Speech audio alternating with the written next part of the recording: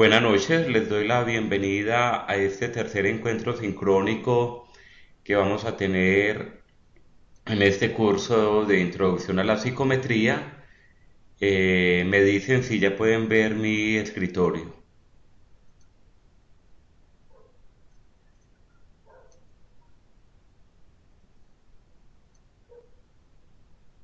Bueno, muy bien.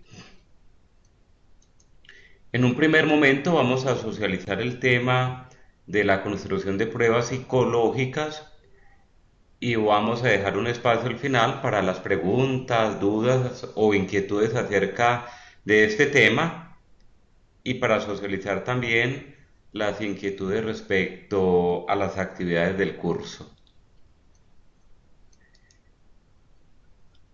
Entonces, como han venido estudiando a lo largo de la primera unidad y la segunda unidad, este curso se basa, por ejemplo, en el curso de bases de medición de la psicología y hay que saber un poco de estadísticas básicas para poder comprender cómo se pueden construir instrumentos psicológicos como pruebas, como test. Y vamos a ver hoy algunas indicaciones de cómo construir una prueba psicológica. Una de las finalidades de este curso de introducción a la psicometría es que se puedan comenzar a familiarizar acerca de cuáles son las bases para poder construir instrumentos psicológicos y cómo se pueden analizar esos instrumentos. La creación de una prueba no es una cuestión fortuita, es el producto de una aplicación sólida de principios establecidos de elaboración de pruebas, teniendo en cuenta que no todas las pruebas se crean igual. El proceso de elaboración de estas ocurre en 5 etapas. Entonces hay que tener claro que las pruebas se construyen de diferentes modos, según el tipo de prueba que se quiera diseñar y dependiendo también con la finalidad con la cual se va a construir esa prueba. Entonces hay unos elementos básicos que hay que tener en cuenta en el momento de construir una prueba psicológica. Y el primer elemento es el de conceptualización de la prueba. No es lo mismo construir una prueba para utilizar desde un enfoque psicoanalítico o dinámico que construir una prueba para un enfoque cognitivo-conductual o para un enfoque humanista o para un enfoque como el campo organizacional o jurídico. Entonces, en el momento de construir una prueba es muy importante realizar una conceptualización de la prueba, en qué bases teóricas, en qué conceptos, en qué antecedentes investigativos nos vamos a apoyar para poder construir ese instrumento o esa prueba psicológica. Y para ello es importante realizar un estudio piloto con entrevistas no estructuradas. La intención es conocer cómo medir el constructo que se tiene como objeto. Entonces, además que hay que manejar una teoría, hay que tener también una prueba piloto mediante la cual podamos establecer los criterios que van a ser importantes para la construcción de la prueba. El segundo elemento de la construcción de la prueba, para la construcción de la prueba se debe tener en cuenta algunos pasos: determinación de la escala Likert, elaboración de la tabla de especificaciones, elaboración de ítems, validez de contenido y estandarización. Procedimiento para uniformar los criterios de aplicación, calificación e interpretación. De modo que en el momento de construir la prueba hay que establecer qué tipo de escala, por ejemplo, vamos a utilizar o qué tipo de reactivos. Entonces, por ejemplo, aquí en esta imagen vemos una escala tipo Likert, desde nada satisfecho o muy mal hasta sumamente satisfecho y muy bien. Entonces, en el momento de construir la prueba, hay que establecer qué tipo de escalas se van a manejar o qué tipos de reactivos. El tercer paso para construir una prueba es el ensayo de la prueba. En esta etapa se debe aplicar la prueba a un grupo piloto para determinar si los ítems son comprendidos. Asimismo, se debe aplicar la muestra. Entonces, en el momento de diseñar una prueba, por ejemplo, para medir grado de satisfacción laboral o para medir inteligencia emocional, cuando tengamos construido un primer borrador, aplicamos la prueba a un grupo piloto y luego el análisis de los resultados de esa prueba nos permite mirar qué tan confiable puede ser y mirar qué aspectos hay que corregir para que haya una mayor validez.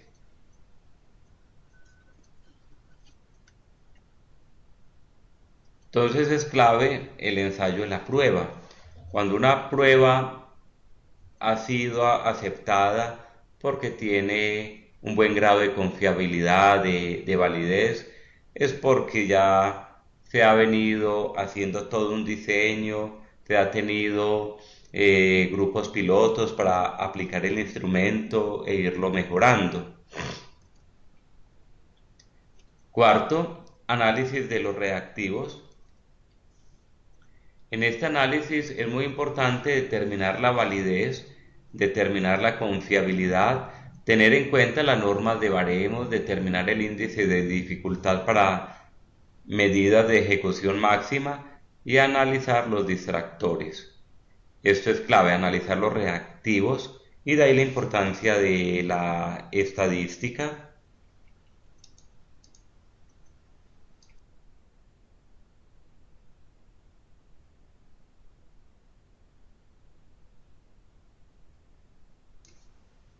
Entonces, es clave todo ese análisis de los reactivos y de ahí la importancia de manejar unos conceptos estadísticos y unas bases estadísticas para el diseño de los reactivos, el modo como se van a analizar. Quinto, revisión de la prueba. En este último paso se deben seleccionar los mejores ítems, hacer una revisión de ajuste de la prueba y tabla de especificaciones, realizar la validación cruzada, realizar nuevamente el procedimiento de la validez con una nueva muestra de la misma población y finalmente generar la interpretación.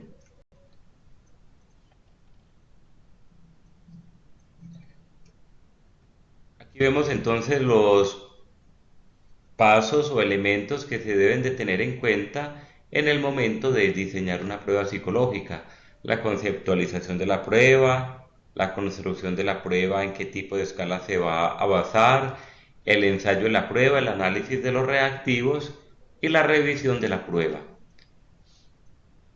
Miremos qué tipo de pruebas psicológicas hay. Hay pruebas para medir la inteligencia, miden la habilidad de un individuo en áreas relativamente globales como comprensión verbal, organización conceptual o razonamiento, y por lo tanto permiten determinar el potencial para el trabajo escolar o para ciertas ocupaciones. Aquí vemos, por ejemplo, una imagen que en el momento de diseñar una prueba, si es por ejemplo de procesos psicológicos, ¿qué es lo que queremos medir? Si vamos a medir la comprensión verbal, si vamos a medir vocabulario, es decir, qué grado de vocabulario tiene una persona, si comprende las palabras, si tiene una buena comprensión semántica,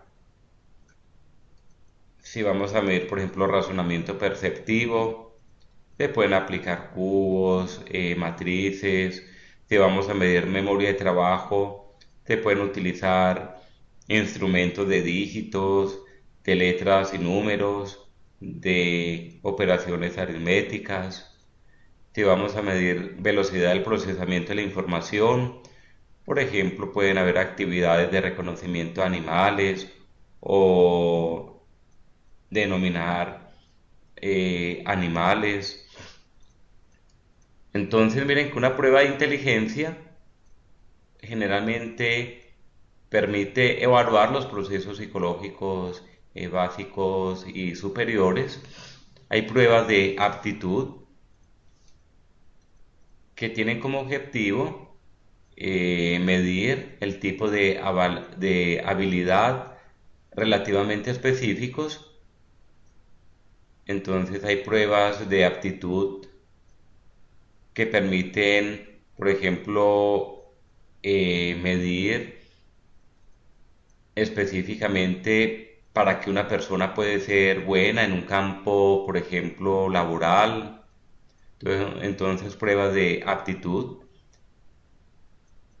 según el rasgo que se quiera medir. Por ejemplo, si vamos a contratar empleados para una empresa, por ejemplo, de agricultura, pues es importante establecer qué tipo de aptitudes queremos encontrar en las personas que van a ser seleccionadas para trabajar en esta empresa. Pruebas de aprovechamiento miden el grado de aprendizaje, el éxito o logro de un individuo de una materia o tarea. Entonces permiten medir también el grado de satisfacción de una persona y los logros que ha tenido. Pruebas de creatividad que permiten medir las habilidades de una persona para un determinado puesto o para un determinado perfil. Hay perfiles que implican que las personas sean muy creativas. Entonces, si uno va a contratar a una persona para trabajar, por ejemplo, en un colegio en grado preescolar, el medir la creatividad de ese profesor para trabajar con niños es fundamental. Entonces, pruebas de creatividad según el rasgo que se quiera medir para un determinado perfil. Cuando hablamos del tema de la creatividad también es muy amplio. Pues una persona que trabaja en la investigación tiene que ser muy creativa. Igualmente, por ejemplo, un político también tiene que tener gran creatividad si quiere sacar proyectos adelante. Pruebas de personalidad que miden los rasgos, las cualidades o las conductas que determinan la individualidad de una persona, sus fortalezas, sus debilidades. Por ejemplo, las pruebas proyectivas, los inventarios psicológicos son bien importantes para medir, por ejemplo, personalidad, tipos de personalidad o rasgos, trastornos de personalidad. Hay otras pruebas que se centran en inventarios de intereses, miden las preferencias de un individuo por ciertas actividades o temas, o por lo tanto ayudan a elegir una ocupación. Pruebas, por ejemplo, vocacionales, si estamos trabajando con adolescentes que estén terminando su bachillerato, qué tipo de pruebas, por ejemplo, le podemos aplicar para mirar cuáles son sus inclinaciones profesionales. Si este chico tiene más inclinaciones para escoger un área en el campo de las ciencias administrativas o de las ciencias de la salud o de las ciencias sociales. Hay otras pruebas que miden procedimientos conductuales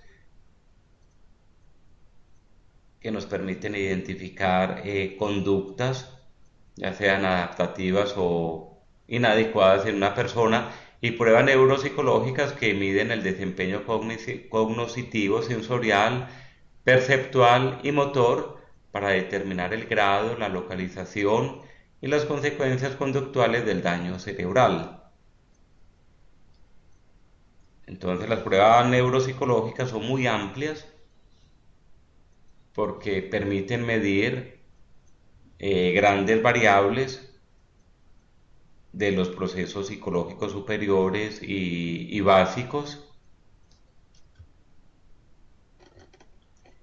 ¿Cuáles son los propósitos de los test psicológicos? ¿Para qué se diseñan? ¿Por qué son importantes el trabajar con test o pruebas psicológicas? Sabemos que los test nos permiten determinar diferentes variables, como pueden ser investigativas, diagnósticas. Entonces miremos cuáles son los propósitos de los test. Hay un propósito investigativo. Instrumentos como los test psicológicos facilitan el desarrollo de técnicas adaptables y económicas novedosas. Esto ocurre en los casos que sean validados para la denominada comunidad científica. Entonces miren que los test pueden apoyar diferentes tipos de investigaciones. Si estamos, por ejemplo, investigando conflictos sociales, ¿qué instrumentos psicológicos podemos aplicar que nos ayuden a determinar mejor cuáles son esos conflictos que se están dando en la comunidad? O por ejemplo, si vamos a utilizar una prueba psicológica para medir inteligencia que fue creada en España, ¿cómo la vamos a validar en la población colombiana? Entonces miren cómo los test se pueden aplicar al campo investigativo, sirven para predecir a nivel clínico, es muy importante porque nos ayudan a predecir. Por medio de estos instrumentos se puede predecir, por ejemplo, la manera en que una persona puede comportarse a su futuro. Esto es a partir de capacidades mentales, sus habilidades y de aprendizaje, como ocurre en las pruebas educativas o bien de selección de personal. Entonces, una prueba de selección de personal nos puede decir, bueno, esta persona si va a permanecer un buen tiempo en la institución o será que no se predice según este perfil que sea una persona que tenga estabilidad laboral o esa persona ante un problema, cómo puede reaccionar en la empresa. Entonces los test son importantes también para predecir, para diagnosticar. Esto se logra por medio de la detección de las potencialidades y capacidades, así como también carencias o dificultades y conflictos interpersonales. Entonces los psicólogos, cuando vamos a dar un diagnóstico, en muchos casos recurrimos a la utilización de instrumentos psicológicos o pruebas para poder afianzar mejor el diagnóstico que vamos a dar. Si nos llega un paciente con síntomas depresivos y le aplicamos una escala de depresión que arroja realmente una puntuación que está mostrando que la persona está presentando niveles altos de depresión, entonces esa prueba nos permite afianzarnos más para dar un diagnóstico. ¿En qué tipo de contexto se realizan las evaluaciones psicológicas o las pruebas? En el contexto clínico, como les decía hace un momento, el aplicar pruebas psicológicas nos permite determinar un determinado diagnóstico, como puede ser un trastorno de personalidad, poder determinar si esa persona tiene un trastorno narcisista o, o histriónico y cómo poder esclarecer esa diferencia. Y muchos test nos permiten establecer realmente una diferencia entre un trastorno y el otro. Entonces se aplica en el contexto clínico, en el contexto educativo, si vamos a valorar inteligencia, habilidades adaptativas en el sistema escolar, en el contexto jurídico, si una persona, por ejemplo, realmente es apta para recibir una pensión o no, o si una persona se puede declarar imputable o culpable, en el contexto organizacional, para medir perfiles, para poder seleccionar personal y muchos otros contextos, como por ejemplo el psicosocial, que las pruebas también nos permiten medir problemáticas sociales. Miremos 7 supuestos en las pruebas y la evaluación psicológica. Existe una serie de suposiciones básicas rescatadas por Cohen y Suerlit que resultan particularmente útiles para comprender una serie de controversias y polarizaciones que se harán presentes al avanzar en el estudio de los test y la evaluación psicológica. Entonces, miremos algunos de esos supuestos. El primero, los rasgos y estados psicológicos existen. Un rasgo se ha definido como cualquier forma distinguible, relativamente perdurable, en la que un individuo varía de otro. Entonces es un supuesto que nos permite apoyarnos para mostrar la importancia de las pruebas psicológicas. Los rasgos y estados psicológicos existen.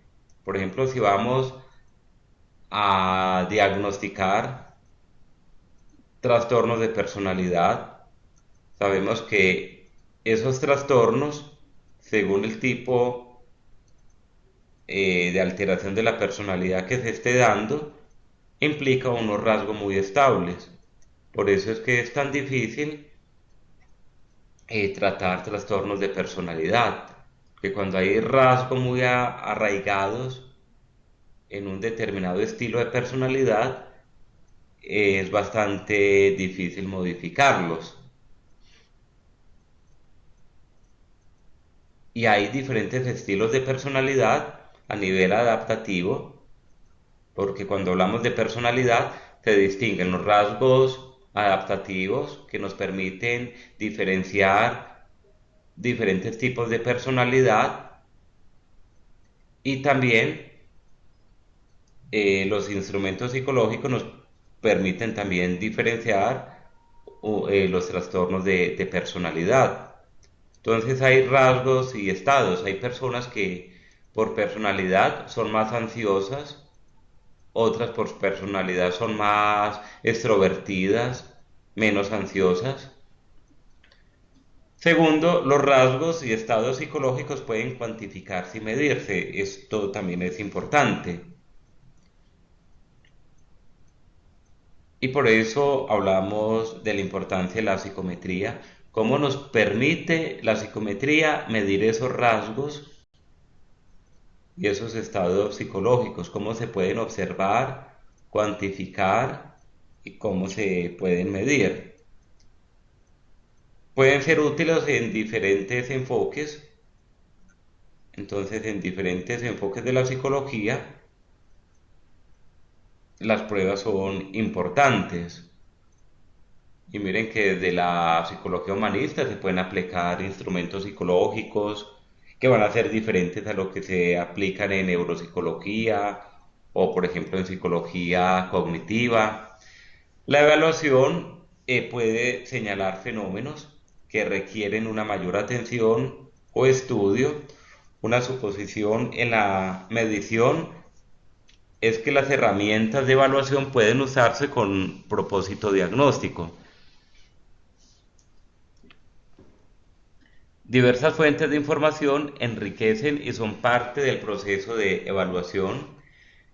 Diversas fuentes de error son parte del proceso de evaluación. Toda prueba tiene también un margen de error que hay que considerar también en el momento de aplicar una prueba.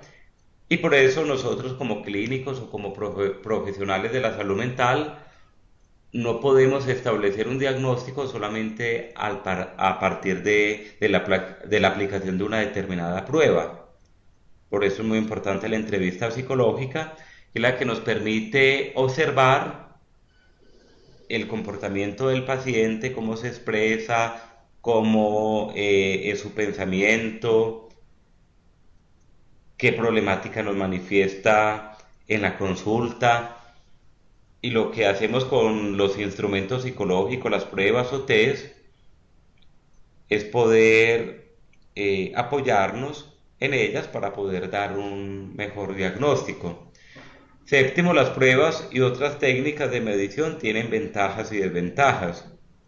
Si se quiere usar pruebas adecuadas, se deberá tener en cuenta cómo se elaboró la prueba, las condiciones para su aplicación, cómo y a quién se debe administrar, cómo deberían interpretarse los resultados de la prueba y a quiénes y cuál es el significado de la puntuación. Entonces miren que en el momento de escoger una prueba hay que tener en cuenta como todas estas variables. Si esta prueba que voy a aplicar, si es para este determinado perfil de personas, qué tan confiable es la prueba, si estoy en capacidad de administrarla, etcétera. Entonces, bueno, aquí les he socializado algunos elementos que son claves en el momento de construir pruebas psicológicas. Dejo un espacio como para las preguntas, dudas o inquietudes que tengan sobre este tema.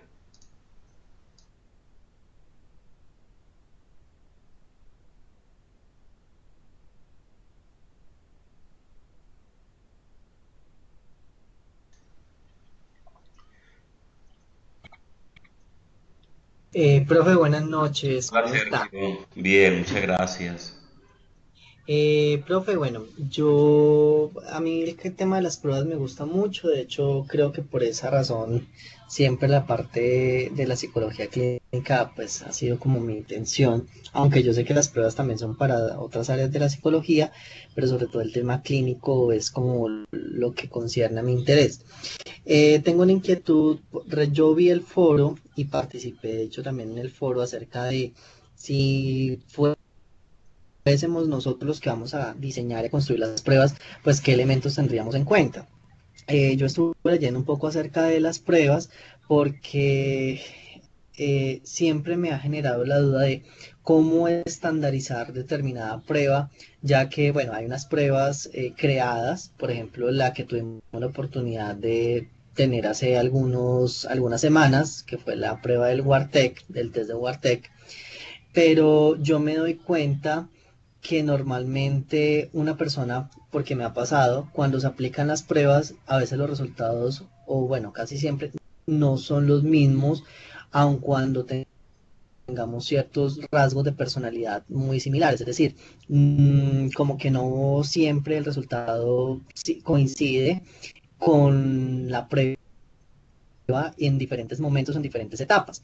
De hecho, en la lectura que yo hacía de un artículo que cité en el foro, depende mucho como de el estado de ánimo, como de cómo haya amanecido la persona, de la Niveles de del ansiedad, por ejemplo. sí, exactamente. Entonces, profe, mi pregunta es cómo poder manejar eso, cómo llegar a no generar un dictamen o un diagnóstico que va pues posteriormente a la evaluación erróneo, porque pues he consultado con algunas personas que ya ejercen la profesión y siempre como que hay una crítica frente a la aplicación de las pruebas y los resultados de las pruebas. Por ejemplo, un psicólogo dice, no, es que la prueba no generó el resultado que esperaba, o por ejemplo, ese resultado no es, debieron haber aplicado otra prueba, o el resultado debe haber sido diferente. Entonces, sí me ha causado curiosidad frente a las pruebas es cómo lograr por lo menos tener un margen que genere o que permita establecer unos rasgos por lo menos claros en relación con su aplicación y con el resultado que arrojen, porque yo entiendo que también hay un deber a la ética profesional que incluso el COLPSIC y la ley misma de psicología nos exige, y es de que cuando nosotros le demos un diagnóstico al paciente para efectos de la intervención, sea lo más claro, sea lo más idóneo, pero también lo más fidedigno y certero posible. Entonces, profe, ¿cómo poder hacer que el resultado de la prueba sea lo más acorde con lo que realmente el paciente está padeciendo y sea lo más objetivo posible? Bueno, Sergio, lo primero que hay que tener en cuenta es que no podemos aplicar una prueba si primero no hemos tenido una entrevista inicial con el paciente. Correcto. Entonces, el primer paso para un diagnóstico es tener la entrevista inicial, mirar el motivo de consulta del paciente, mirar todos los antecedentes médicos, familiares, hacer un estudio distal de las principales crisis del paciente, entonces hacer toda esa valoración cualitativa que se basa pues en la entrevista clínica. Ujú, A correcto. partir de esa impresión diagnóstica que uno tiene en esa entrevista inicial o en las primeras dos o tres primeras entrevistas, a partir de esa impresión diagnóstica, ya uno puede corroborar el diagnóstico aplicando una prueba. Pero para aplicar una prueba, primero que todo hay que tener un conocimiento mínimo de cuáles son las pruebas que nos permite examinar un determinado trastorno, una determinada problemática o malestar emocional. Entonces, si uno no conoce las pruebas, Sí. pues no tiene sentido decir, bueno, este paciente yo veo que está muy depresivo, voy a mirar qué pruebas sirven para medir depresión y escojo esta. No. Si vamos a aplicar una prueba, el ideal es que la estudiemos, miremos si realmente está validada en el lugar donde la vamos a aplicar. Que si yo voy a aplicar una prueba española y todavía no está validada en Colombia, pues eso ya le puede restar confiabilidad. Entonces, por eso hay que entrenarse en el uso de pruebas y estudiarlas, mirar cuáles son las pruebas que realmente han sido validadas en el contexto en el cual uno está trabajando para que tengan un mayor grado de confiabilidad.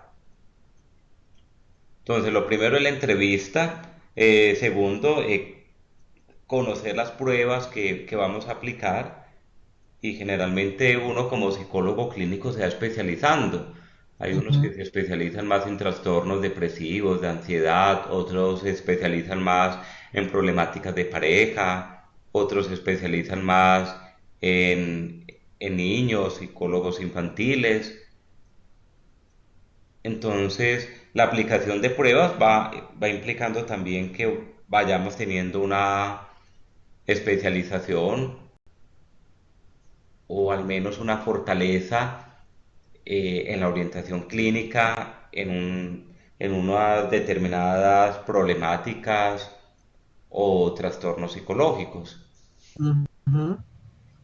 Y luego al aplicar la prueba, pues hay que tener en cuenta todas esas variables que tú enunciabas como variables de estado de ánimo, de ansiedad, de lugar. Y la prueba va a ser una ayuda. Nosotros como clínicos miramos, aplicamos la prueba, luego la analizamos y va a ser una ayuda, pero no basta la prueba para que demos un diagnóstico. Sí. Lo que más va a pesar es la entrevista clínica y todo ese proceso terapéutico que se empieza a establecer entre terapeuta y paciente. Ujú. Bueno, no sé si te quedó como, como clara la duda que tenías.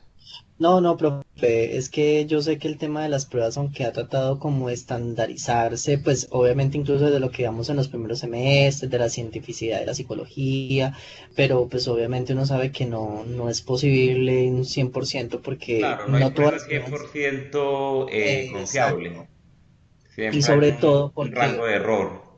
yo tengo, por ejemplo, pues otra carrera profesional que es la de Derecho y en la parte de la psicología jurídica, algo que nosotros siempre como que cuestionamos y ahora que estoy desde la psicología hallo mucho la razón y es el tema de que en la psicología jurídica para ciertos casos como abusos sexuales o delitos sexuales, pues no se recomiendan pruebas proyectivas porque no se puede encasillar un diagnóstico para generar ciertos rasgos en la paciente, en este caso la menor de edad o la niña o el adolescente o el niño que igual se ha visto inmiscuido en una cierta conducta delictiva. Pero entonces, sí, profe, me gustaría de pronto ya, pues para dejar de preguntar tanto, que me da pena, simplemente en la parte clínica, que a mí me interesa mucho, eh, desde su experiencia, ¿qué pruebas, por ejemplo, proyectivas y no proyectivas se podrían aplicar? Porque yo sé que dependiendo de algunos casos concretos, pues lo mejor es las no proyectivas, pero hay unos casos en los que uno puede hablar de las pruebas proyectivas porque ya prácticamente puede haber un cierto margen de análisis y de resultado que genere obviamente un diagnóstico mucho más acertado. Bueno, yo prácticamente pues no trabajo con un enfoque dinámico, que es donde más se utilizan las pruebas proyectivas. Pues mi enfoque es más cognitivo-conductual. Entonces, realmente pues no las utilizo. De lo Ujú. que sé de las pruebas proyectivas, por ejemplo, el test de la figura humana permite pues mirar muchos rasgos de personalidad, poder comprender también muchos conflictos en el paciente.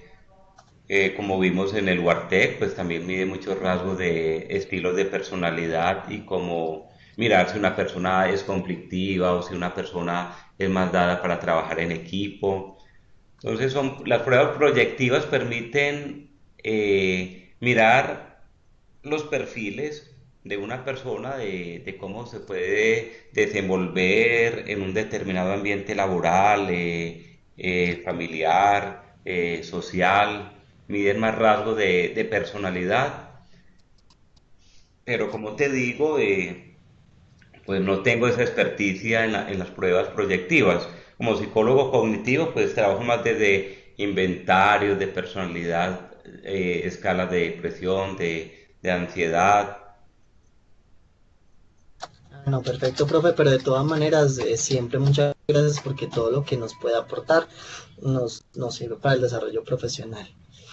Bueno, gracias Sergio por tus preguntas que de todas maneras pues a todos nos sirven para ir aclarando tantas dudas que tenemos respecto a este tema de las pruebas psicológicas, de la importancia de la psicometría.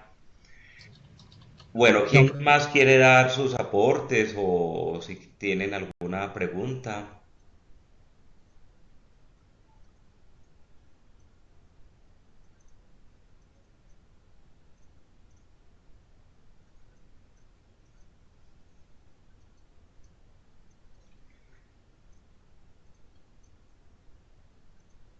Bueno, veo que están como muy calladitos. Eh, bueno, Lina está escribiendo. Para ir terminando, si tienen alguna pregunta o inquietud acerca de la actividad uno, también la pueden hacer en este momento.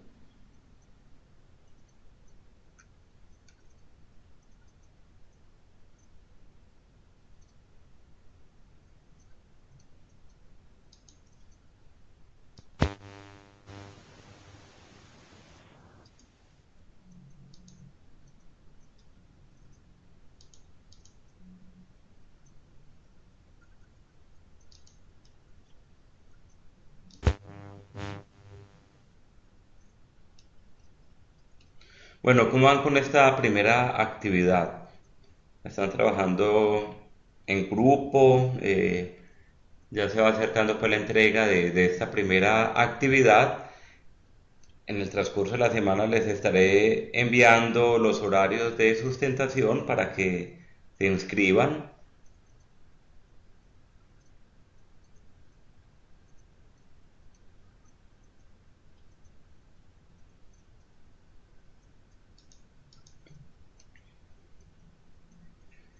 Bueno, nos pregunta Gregory.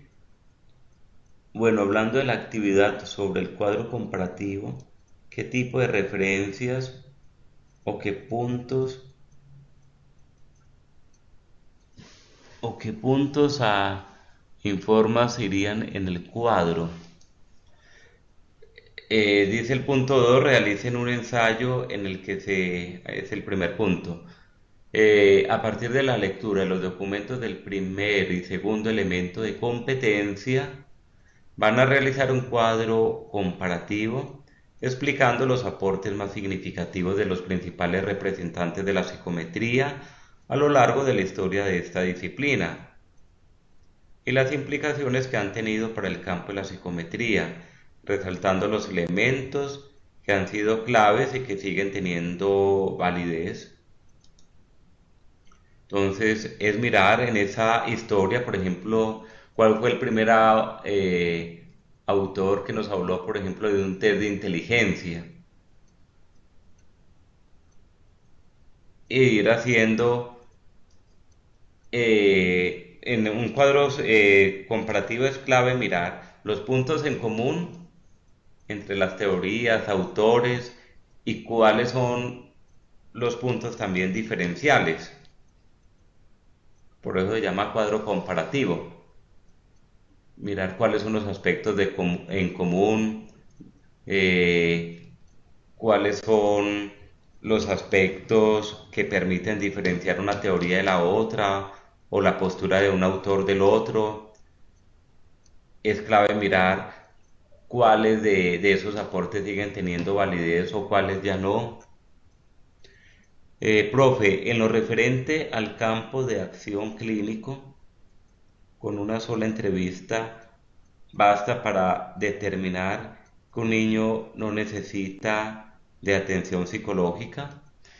Claro, en una entrevista, pues un clínico con buena experticia, pues puede determinar que un niño pues no necesita atención psicológica, porque puede darse el caso que lleven a un niño a evaluación para descartar cualquier duda y que en una primera entrevista se pueda establecer que no. Sin embargo, recordemos que las consultas psicológicas no solamente son para acompañamiento, que no son solamente para intervenir, para ayudar en una determinada problemática, sino que una consulta psicológica también puede ser para un acompañamiento. Es decir, el psicólogo no solamente es para diagnosticar trastornos de la conducta o de la personalidad, sino que un acompañamiento psicológico también se puede dar para poder fortalecer habilidades que ya se tienen, competencias. Claro, respecto a la pregunta de Gledy, en lo referente al campo de la acción clínico, con una sola entrevista basta para determinar que un niño no necesita atención psicológica.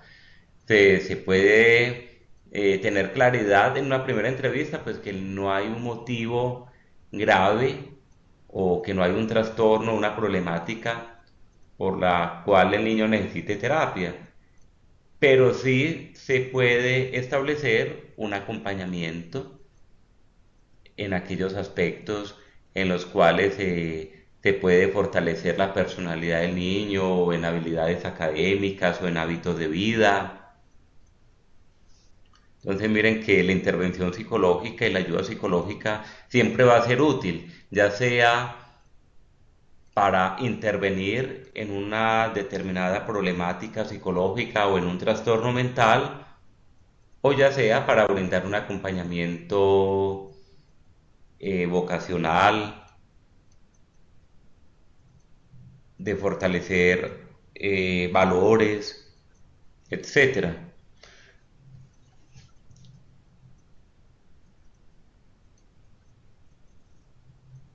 Bueno, ¿alguna pregunta más?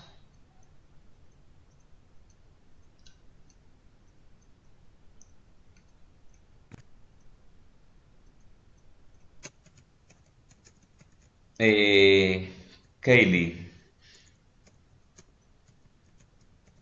Hola, Kaile, abriste el micrófono.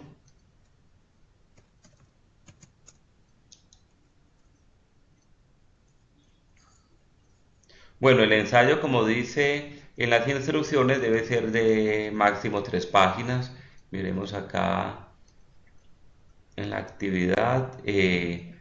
Sí, se valorará el contenido del ensayo, la argumentación personal, la metodología y la citación según la norma ZAPA.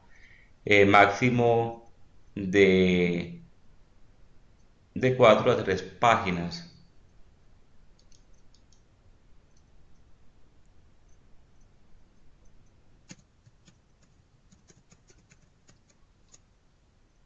Profe, el primer cuadro es comparativo, es como si fuera una línea de tiempo. ¿Sirve como una línea de tiempo? Pero yo lo pido más es en cuadro, cuadro comparativo. Ajá, Que ustedes puedan diseñar el cuadro, ya sea a partir de los autores, eh, ir estableciendo como los diferentes autores, los aportes que dieron, cómo se diferencia un aporte del otro. ajá. Sí, es Ok. un cuadro comparativo, porque en línea del tiempo, eh, ya Sí es un cuadro comparativo, pero también tienen que ver los tiempos en el cual se ha desarrollado las teorías de la psicometría. ¿Sí? es decir, cómo se ha evolucionado en, en- en todo este campo de la psicometría a lo largo de la historia. Claro que implica una línea de tiempo, de ir viendo uno de esos avances, Ujú. pero ya en cuestión de metodología, que sea a partir de cuadro comparativo. Ya, ok. Ujú. Listo. Bueno, muchas gracias. Yo les agradezco la participación en este encuentro. De todas maneras, cualquier inquietud que vaya surgiendo o duda, pues me pueden escribir o me contactan también por línea telefónica. Seguimos en comunicación y bueno, muchas gracias por la participación en este encuentro sincrónico.